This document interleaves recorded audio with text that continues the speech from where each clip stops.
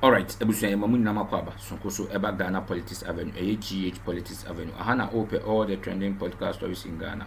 Musa betumi aka na ebusuan den story ready breme eye chairman Wontumi o chairman Wontumi. Eye chairman Bernard Kwantwibusi akọ Kwabentwibusi akọ eye chairman Wontumi. Ah on na ye Ashanti Regional Chairman of the New Patriotic Party NPP. Musa ne Ghana msen sensem bi wo court ayedi na ene ana attorney general ewie na yi na attorney general ewie say chama untumi so opinion defense ka so opinion defense so onso ka de nti a ondifo na say de nti a ondifo a na be na court so onso opi na wo opi na say wo de wo say wo de wa dance for a wo be from eba na we na attorney general ka say chama untumi mfa na dance for ma na so ontwe na dance for emfa beto court na say sa de a ene ye nchi chama untumi ntuma ma ne nkofi because we book court mraso na ene na chama Wontumi call appeal court say oko appeal senka omontwentwen so manka omani mbie ni difference etia odibem ni so ka omontwentwen so na ka omonye nhwehwemu bi nwie ansa na we be opinion defense na fofi anto anta chama Wontumi di court appeal court na appeal court abona asem na to agu omo se ehunhia ensem na ode ba ne nyinyina so ebosrem ka na onko opinion defense na court hwehwe ni sem ni bi na asem entonko so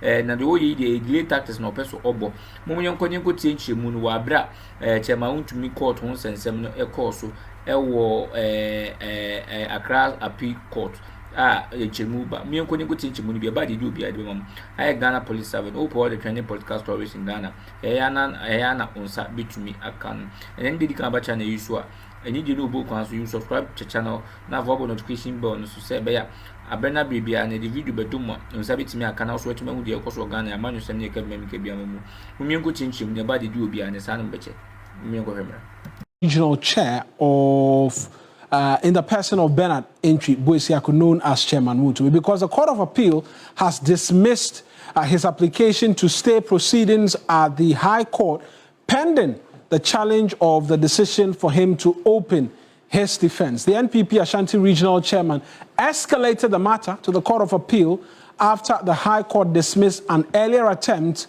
to halt the case pending the appeal. In its decision today, April 21, the Court of Appeal held that the application failed to demonstrate any exceptional circumstance that would justify a stay of proceedings, effectively clearing the way for the trial to continue at the High Court. The ruling means the substantive criminal case remains active, with the High Court expected to proceed unless further legal intervention is secured. Lord Edwasare is our court correspondent. Let's go to him right now for a bit more in terms of the details.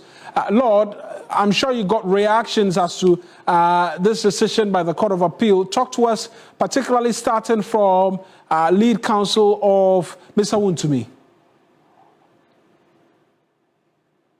And so Wontumi's lead counsel, lawyers led by Andy Apia Kubi, he was arguing that the High Court judge was not fair in dismissing their their earlier stay of proceedings, and then also talked about the fact that he did not really take into consideration all the evidence that they have put forward, and then ordered them to open their defense. And so they were praying the court to order the High Court to halt the trial pending the determination of their challenge of their order to open the defense.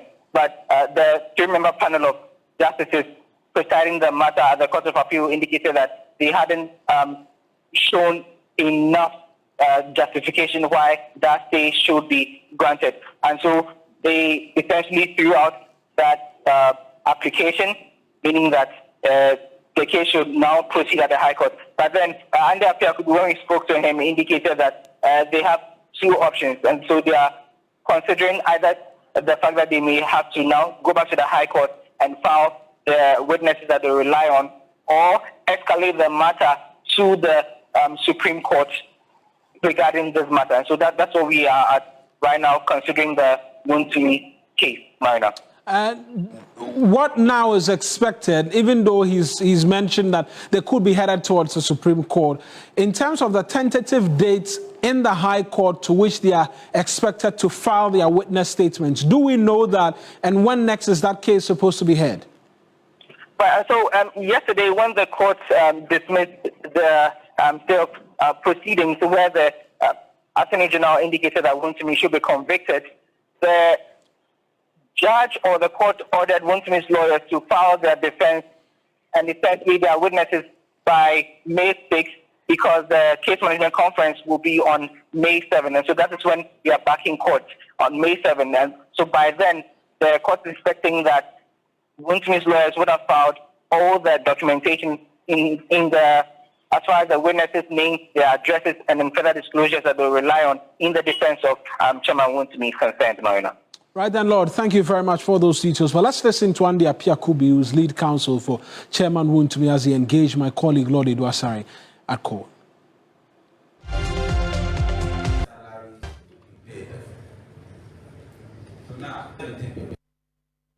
This is the ruling of the court. We applied for a stay as a repeat of the earlier one. The court does not agree with us, and the court says that the application for stay is refused, which means that indirectly two options: either repeat it or go back to the instant court to prepare our witness statements and continue with the case and see the outcome of the case itself. So, in a nutshell, this ruling brings us to the end at the Court of Appeal in respect of the application for stay. Is there a decision to go up? We'll have to go back to the chamber and look at the options, and then we will let you know which line of action we take. For now, like I said, we are open to two lines of action. One is to go up to the Supreme Court, and the other is to go down to the High Court to continue the proceedings. When you say either or, is it your point that filing of your witness statement is hinged on your decision whether to go to the Supreme Court or not? Exactly. If we decide to go to the Supreme Court, we will then proceed to the Supreme Court and pursue the matter there. If we decide to go back to the High Court to continue the proceedings, so we do. So the options are open to us. So we'll go to the chamber, discuss with our client, and then we'll consider the next line of action. That's Andy Appiah-Kubi began its second zonal hearing in Kumasi, scrutinizing financial irregularities captured in the 2024 report of the Auditor General. Members of the committee have been raising concern over what they describe as weak excuses and poor accountability. Ibrahim Abubakar reports on day one, after which we connect with him for day two. Officials cited in the reports have begun appearing before the committee to respond to audit queries on financial irregularities, procurement breaches, and unaccounted expenditures. At the ongoing hearing, members expressed strong concern over what they describe as weak excuses and persistent lapses in public financial management. Chairperson of the committee, Abino Osei-Asare, took issues with explanations by officials from the Duabusu District Assembly, particularly the use of personal circumstances to justify revenue shortfalls. Mr. DFO or MFO, you see, it is not always proper to come and sit here and use pregnancy as an excuse. It doesn't sit well with a lot of us here. She's an employee. She's working. The fact that she's pregnant doesn't mean she's not supposed to do what is expected of her. Unless the person doesn't come to the office at all and then you explain, but oh, she was about to give birth. What has that got to do with collection of revenue?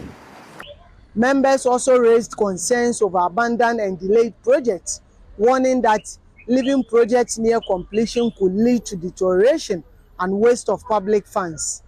This follows revelations that the Sefia Kontombra District Assembly abandoned an ongoing project initiated by a former member of parliament and commenced a new one. There are projects that are about 92%, 98% complete, and you are telling me because the person who started is not in office and therefore we are not going to complete them. You leave them for a year, they will deteriorate, they will build into them cracks and all of those ones. And now you come back and come and tell us that there are defects to those projects. I don't believe that is the way we must utilize public funds. The committee also cited poor record-keeping practices, including failure to provide receipts for expenditures and delays in responding to audit queries. In one instance, the coordinating director and finance officer for Awin district were directed to refund 41,000 Ghana cedis after failing to provide supporting documentation for some expenditures. So you buy fuel, you don't have receipts. You know, they come to you, ask you stuff, we don't have the paperwork. I've given you guys 30 days. 30 days you are paying the money. The committee says it is closely monitoring compliance and ensuring that funds flagged in audit reports are recovered and paid into designated accounts. It adds that it will continue to track recoveries and enforce its recommendations as part of effort to strengthen accountability in the public sector. The zonal hearings are expected to continue in the coming days, with more institutions scheduled to appear. Ibrahim Abubakar, TV3 News, Kumasi. Well, that's where we're going to right now, where my colleague Ibrahim is stationed covering day 2 of the hearing. Let's connect with him right now. Ibrahim, thank you very much for joining us one more time. Any different in terms of day 2, less and less infractions, or we're getting reasonable explanations now as to some of the infractions in the report? Well, Mauna, not much of a difference from what we experienced on day 1, because today, and the committee is still examining the range of breaches, including payments of unearned salaries, revenue collection shortfall, and failure by some assemblies to issue receipts for purchases. More concerning even for the committee is about the misuse of funds allocated to persons with disabilities. Some assemblies like Banda were found to be, they were cited for diverting some of these funds into administrative expenses, contrary to laid down guidelines, and they have been asked to refund some of these major monies. For Sunyani West also, the assembly was directed to refund an amount of 120,000 Ghana cedis to the district assembly common fund within 30 days. The amount, according to the coordinator, had been taken from the common fund to pay ex gratia for immediate past assembly members, and the committee was saying no, and they should have taken that amount from their IGF, not from the DACF. And for that matter, within 30 days, they should refund that money. On revenue mobilization as well, the committee has described the situation as widespread and troubling across the assemblies that appeared before it, because in several cases, revenue collectors were found to be earning more than double that they are generating. This has raised issues of misappropriation of funds on even shortchanging the assembly. So going forward, the recommendation has been for the assembly to get more commission-based workers and ensure they improve revenue rather than sticking to the permanent workers. So from today, the assemblies are coming from tomorrow. That's when we will begin to see the educational institutions, that is from pre-tertiary, tertiary, and colleges of education also appearing. But generally, it has been the same issue. Some of the monies the assemblies have been asked to refund, some to, and they are able to bring the receipts today. But for others, they have also been surcharged because they delayed in even printing out these receipts to support some of the expenditures that they have made. Right. Ibrahim, thank you very much for those details. We'll look ahead to the report a lot later in the day. That's my colleague Ibrahim Abubakar providing a bit more in terms of details there for us. Now, climate change remains one of the most significant threats to agricultural productivity and livelihoods in northern Ghana, despite the existence of climate-related policies and frameworks, awareness and understanding of climate adaptation strategies remain low among local stakeholders, especially smallholder farmers, youth, and decentralized government structures. To ensure inclusive post-NAP implementation and enhance awareness, stimulate dialogue, and mobilize stakeholder commitment toward effective implementation, a Northern Ghana launch has taken place, and we'll get a bit more from my colleague Nadra Mohammed right now via the phone lines. Nadra, thank you very much. How will this initiative mitigate the impact of climate change in northern Savannah and the northeast regions as well? This initiative seeks to bring about conversation on climate change closer to the people who are mostly affected.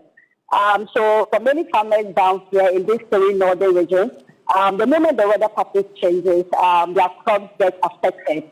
So what it does is that they want to help them to understand and then also adapt some practical solutions to something like smart farming and also a better way to store water during rainy season so that it can be used during dry season. So it also seeks to bring government and then local communities together, very close together. So yeah, that's what this initiative seeks to implement. And also what they said is that this initiative is going to be implemented on ground, not something that they're just going to read or is theory, but they are bringing it direct to the ground for farmers to benefit in this initiative. Right, let's listen to the rep you engaged. Thank you very much as well. That's my colleague Nadra Mohammed. We can take a listen to some of the movers of this initiative and what they intend to do with it. And the purpose for launching this is that, one, we want to create awareness and also to enhance knowledge of our stakeholders, that is youth, women, farmers, our district assemblies, among others, so that we can have an enhanced awareness about this particular climate adaptation, national adaptation plan. And two, for us to enhance ownership of the plan, because it's only when we own the plan that we can see to its effective implementation at the districts and also at the community level.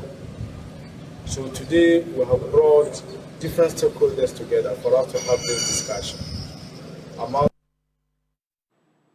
Let's move away from that. And the national chair of the ruling NDC, Johnson Esiedun Ketia, has attributed the party's recent electoral success in the Upper West region largely due to internal reconciliation and renewed unity among its ranks. Addressing the chiefs and people of Sisala East as part of his thank you tour of the Upper West region, the national chair says the NDC historically dominates the Upper West region, particularly in the Sisala area, but began losing seats due to internal divisions rather than voter rejection. My colleague Ibrahim Wangara has been monitoring events there, is joining us with a bit more from this thank you tour of the NDC chair.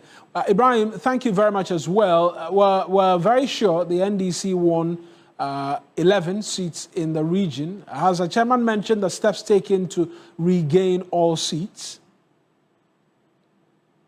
Yes, the chairman made remarks on this issue that resulted to the party winning all 11 seats in the Upper West region. And according to him, he says a detailed assessment was done following his assumption of office as chairman, and it was revealed that functional infighting within the party was largely responsible for what he described as needless electoral defeat. Right. It's on that backdrop that he explained the party subsequently embarked on a reconciliation process across the region, with Sisala East identified as one of the most challenging areas due to the deep-seated divisions. But that, he said, yielded positive results. Let's take a listen to the chairman on that. So we undertook a reconciliation tour of the region. We came to Sisala East. The divisions were very, very intractable. We did our best. Thank God. Peace prevailed, understanding prevailed. And I wasn't surprised at all when the results came. We were able to win almost all the branches in Sisala, apart from 3 or so. We are in the process of reconstruction. There are some stages where some people will be suffering, and there are other stages where some people will be winning. We want to talk to you all to exercise patience, that when the economy is properly reset, everybody will benefit. So our party people who are saying we haven't seen anything from the party, I have heard. Ibrahim, still staying with you, update us on the general's next remaining areas and his message to party executives.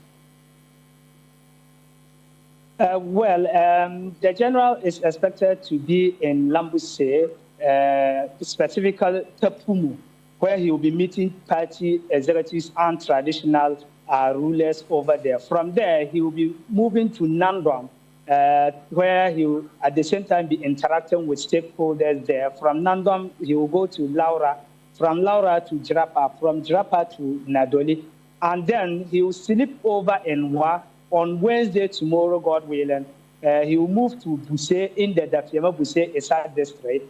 From there to Dorumo in the Wa West district, and that of Chago in Wa East district. Last but not the least will be Boli in the Wa Central Metropolis. So that has been his itinerary. But he has also been calling on party executives and disappointed members and that of executives to stay calm as the party continue to work towards the right course of action, because he believes that currently President John Dramani Mahama is focusing on the resetting agenda, and so definitely others will be happy and others will certainly not be happy. But he promised that going forward. All right, ebusunya da munyina masese majebre na muditi na danden na mhwe ye say da meka na ay Ghana Politics Avenue Police Avenue. Ana hope all the trending podcast shows in Ghana. Unsa bitumi akana ebusunya ensema ye dibre mu yi. Why to say when you who are you following who keen interest? But before that, none did come back channel so I need you to book so we plead that you subscribe and hit the notification bell or subscribe to channel now but notification bell. Say video any video for be about to movie and sabit makan tamno de course Ghana man sem any kebi memi kebi amemu so have a video I do when you like and share like it no share my for so any bia no so timon de course Ghana ya man sem ne kebi memi kebi amemu so now if you comment section don't leave there empty chira wadu na menche madwene nchire ya adwen na in our own small way the beya betima boa ama Ghana kebmemi kebia memu no ni democracy na koso edemu na masama de brete hi Ghana Police Awakram.